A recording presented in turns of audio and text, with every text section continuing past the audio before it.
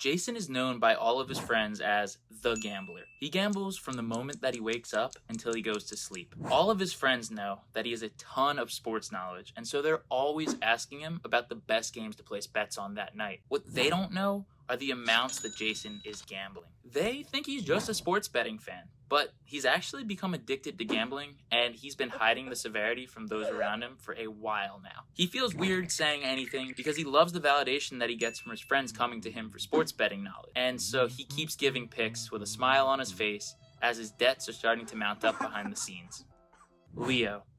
Like Jason, Leo is known by all of his friends as a pretty big gambler. Leo had also been falling deeper into debt as his friends were coming to him for his opinion on their sports picks. But instead of faking a smile and giving his opinion about what his friends should gamble on, he told his closest friends that he's been struggling lately. Rather than making fun of him, Leo's friends helped him to find a support group meeting, and now Leo's been doing really well the last few weeks. He's been staying clean from gambling. It turned out that Leo actually had some great friends that he should have been honest with sooner. My name is Rob, and I'm a recovering compulsive gambler. I made my last bet on November the 12th of 2022, and since then, I've made it my personal mission to help you to recover from a gambling addiction faster than I did. If you want to leave the chaos of gambling behind and live a happier life in recovery, smash that subscribe button and stay up to date on the content that I release here. Today, we're going to talk about a crucial question. Did gambling affect your reputation? Whether you're here because you're struggling with a gambling addiction or you're supporting someone who is, it's important to recognize that people gamble for many reasons. One thing that gambling can provide is a sense of meaning, or at least a sense of community. As human beings, we have a desire to feel accepted by those around us on some level. We also need to have something that inspires us or gives us a sense of passion, and being convinced that gambling is something you can improve at can provide that feeling. The truth is that gambling is not skill-based and it is chance-based, but the false belief we are great gamblers being reinforced by the image that we project to our friends and family can keep us stuck in this cycle of addiction. While Jason started a Twitter account, an X account, to share his picks and try to get people to buy them to show that he's a great gambler and earn the admiration of those strangers, Leo recognizes that he's been wasting his time gambling and knows that he needs to find somewhere else to get his sense of community from. He joins a recreational basketball league because he used to play a lot before he started gambling, and now he's getting ready to meet the team out at a restaurant to celebrate the start of the new season.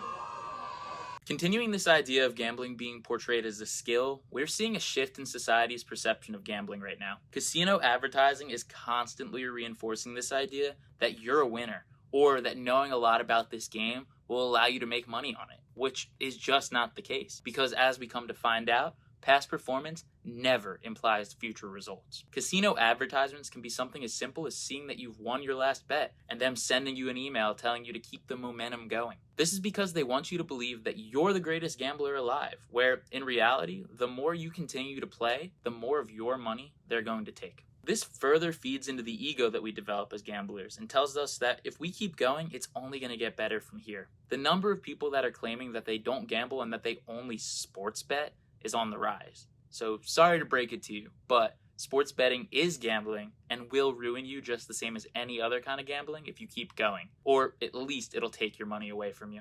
Where Jason will get an email from the casino saying that he deserves a free bet for being such a successful gambler in the past and makes a big deposit into his account, Leo will know that this is just a marketing tactic and they're trying to take advantage of the gambler's fallacy that past results imply future results. He reports the message as spam and gets back to working on starting his small business. Now, what will actually change if you quit gambling as a gambling addict? Well, what happens is you start to experience some peace in your life, and with peace comes a stable bank account, and much more importantly, a stable mood. However, you're also going to have to find something to do with your time and something to provide meaning in your life. If you've lived for so long with the reputation that you're the gambler, you may need to reinvent yourself, which is easier said than done. However, the difference between being the gambler and being a gambling addict is a very subtle one. And for some of us, it's just a matter of time until that happens, unless we quit. While Jason feels like he can never stop gambling because none of his friends would like him anymore, since he believes he'd have nothing else to offer the group, Leo is on the phone with a friend who is struggling with a breakup right now, and he's providing an ear to listen to his friend's struggle. His friend tells him at the end of the call that he's a great listener and an even better friend. Not a word was mentioned about gambling during the call.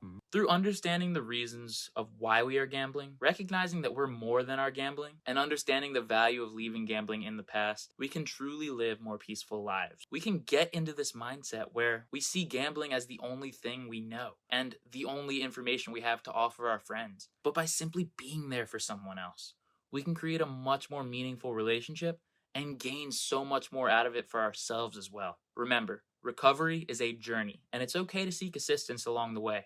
In fact, I think it's absolutely necessary. If you want to quit gambling but you're not quite sure where to start by downloading the free PDF that I've linked in the description below. It contains a powerful list of free resources to help you to begin your recovery journey today. If you or someone you know is struggling with a gambling addiction, don't hesitate to reach out to professionals and encourage them to find a support group meeting. If you enjoyed this video, please drop a like and share this with someone who might benefit from what we talked about today. I'll be diving into the rest of the 20 questions to determine if you have a gambling addiction in coming videos, so look out for those. We don't have to let gambling define us. You may have been known as the gambler in the past, but you can be remembered for whatever you want from this point forward. You can live a better life, and all that happens one day at a time.